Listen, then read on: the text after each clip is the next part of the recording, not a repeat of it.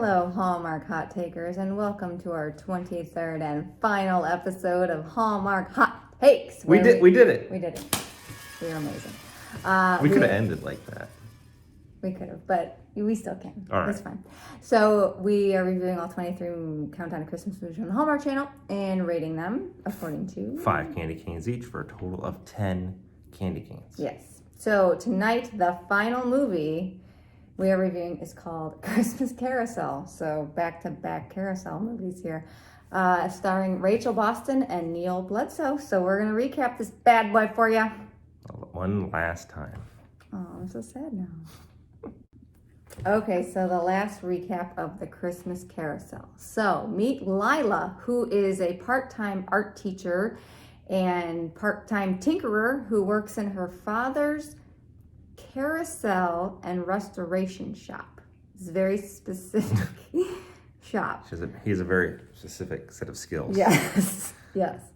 When Roy gets a phone call from the royalty in Arcadia? Asgard. No, it's not Asgard.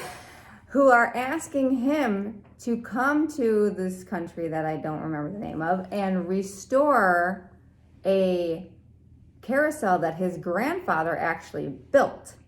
And it is going to be gifted to the prince's niece as a Christmas gift. So Roy and Lila pack it up and head to Asgard. And they meet Whitaker, who is also working on the carousel, and he is an artist and a painter and just a master of arts. And a prince.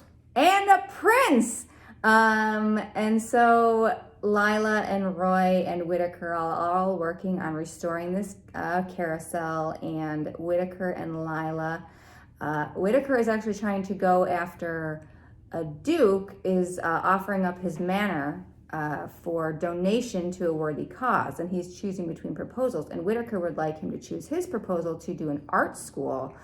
And the Duke is hedging because he's not sure about it. So him and Lila come up with this idea to put on this program that would highlight what the arts can bring to the community and to the country to try and convince the Duke to gift the property. And Lila, she wants to be like a program director for arts, so this is right up her alley. And so they do all these events. They have like these Whitaker is actually a part-time art teacher, and he does like paintings with these kids, and they do this whole event where they do these highlight these kids' paintings, and they're going to do an event where they're doing some singing that is into this royal gala event that happens. So throughout this, we learn a little bit more about Lila, who wants to go all in on her art and be this program director, but she's afraid to leave her father's shop because she doesn't want to leave him. And then we learn more about Whitaker, who loves art, but his dad just doesn't understand and wants him to take a wife and go to the throne and be king, and he's just not so much into it because he just wants to be who he is and not who he's supposed to be. So there's a little bit of tension there, and there's also a little bit of an interloper in the form of Margaret, who is a childhood friend of Whitaker, who everyone kind of expects them to sort of like get together, and she's actually the Duke's daughter. And while Lila and Whitaker are falling in love, the dad says, "She ain't suitable for you, dude. No. Ask Margaret to the gala." And the gala, if you ask a girl to the gala, it pretty much means if you're royalty, you're pretty much you're gonna propose. Engagement. So Whitaker listens to his dad and he kind of backs off of Maggie. There's this moment where Lila, and there's this moment where they're both trying to tell each other that they like each other, but it doesn't go well, so they just are friends. Lila finds out that, so because he thinks that Lila doesn't care for him, he invites Margaret to the gala. Maggie finds out about it and is very upset. But so she's going to leave to go back to America to get this job interview, but not before the niece, what was her name again? I didn't write it down. Nope. The niece is going to perform at this gala event, and they've picked a song that is going to pull at the heartstrings of the Duke, and wouldn't you know, it works, and he does gift the property to Whitaker, but they find out too late because Lila's gone, and so Whitaker decides he's going to go make a wish on the wishing horse of the carousel. He does. Lila comes back. They confess their feelings. Smoochy, smoochy. Smoochy, smoochy, they're in love. And then they go and take a ride on the carousel that they gave to the niece. And they kiss some more. And that is... There's a pencil. The Christmas Carousel. Back for the last rating. I know you're excited. Okay. All right. So, rating time. Yeah. Candy cane's coming up. What if I just drop candy cane right there? Like candy cane rating. And you didn't do like... And just, that was it. You could. That'd be crazy. That'd be... All right.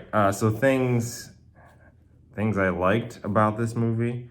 Things like Roy and Heidi.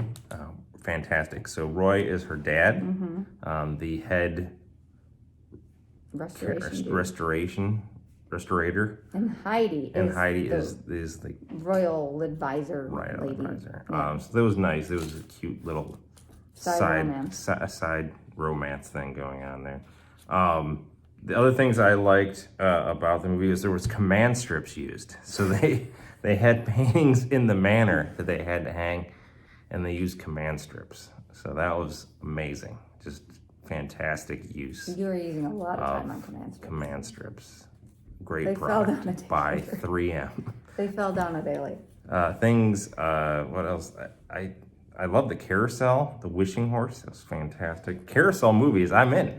Like, it's back to back. Now I expect them every time. But the other one wasn't good. No. I should have only gave it one candy. Yeah, a little bit. Yeah. So this is the first annual Art at Christmas.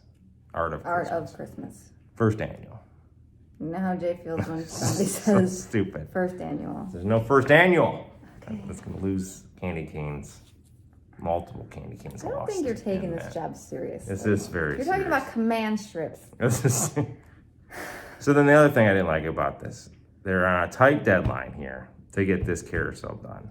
And then she starts bailing on her dad to get this done. No, they never said they couldn't get it done. It was quite a project to get done in the short amount of time. Her dad is a professional restorationer. Restorator. He's a restorationer.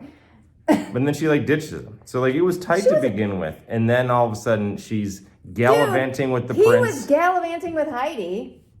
Gallivanting with the prince, and then she's putting this whole. There was 24 things that needed to get done. I don't know. I don't believe it. I think she left her dad high and dry here. Didn't like that. I like dads. I like supporting dads. She didn't do it.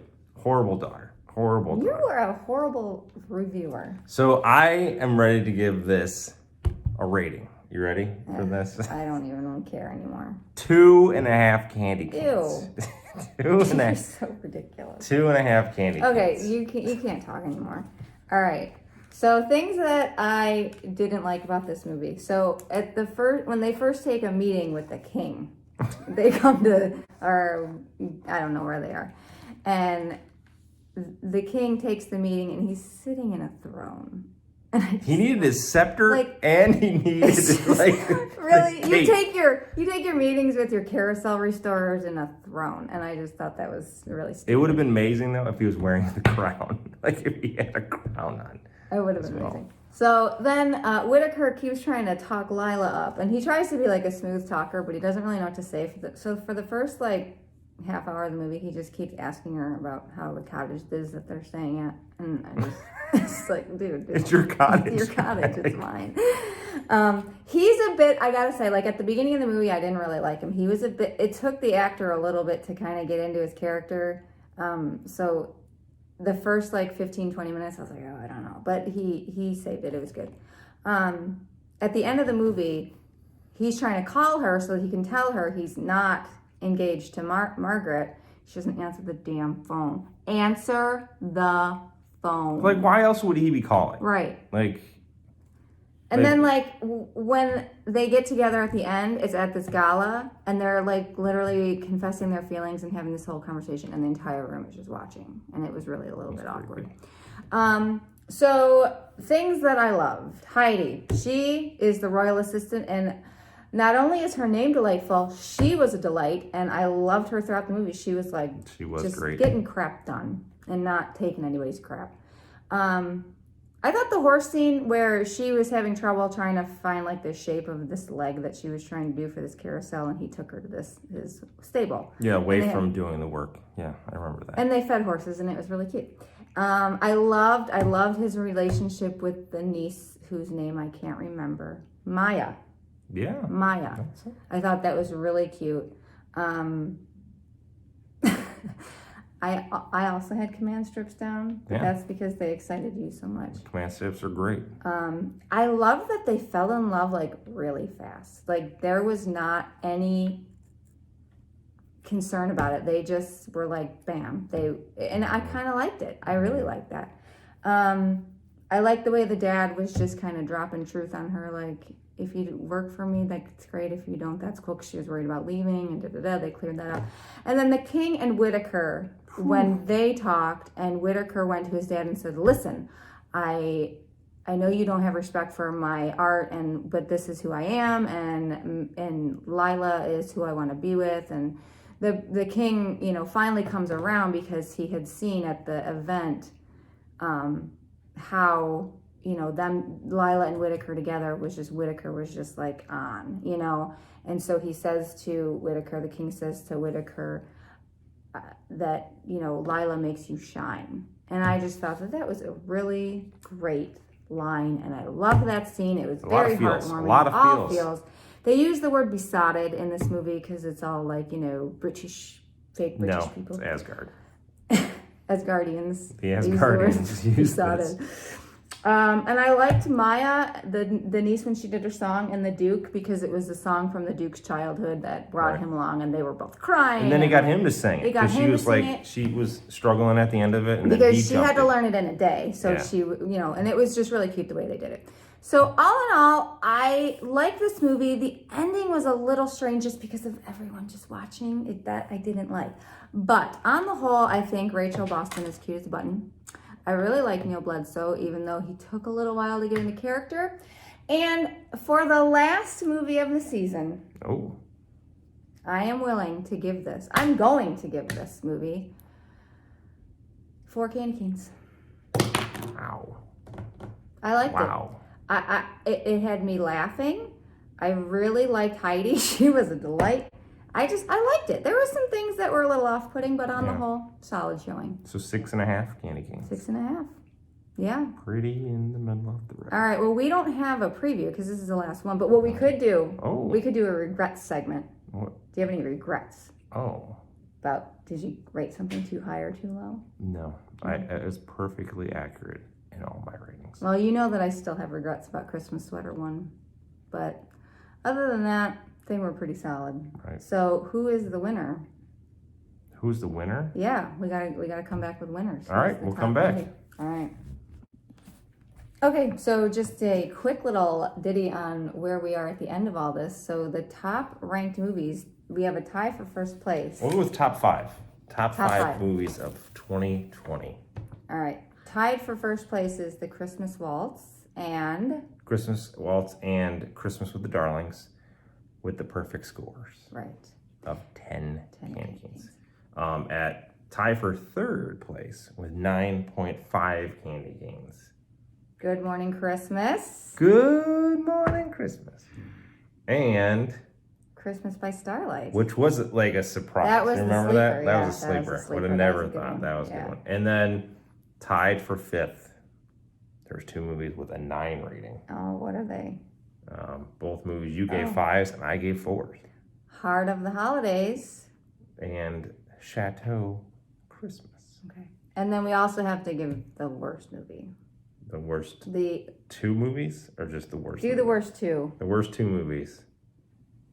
Yeah. Christmas, She Wrote. Danica. Bad movie. And Christmas in Evergreen 4. The Bells Are Ringing. It's a bad movie. So all in all, that's where we're at, people. The rest are all in the middle. 23 movies. 23 movies later. So it's a great year. Great movies. Lots of fun. And a lot of work. But it was a great time. So see you next year. Oh, I don't know about that. Maybe. We'll talk about it.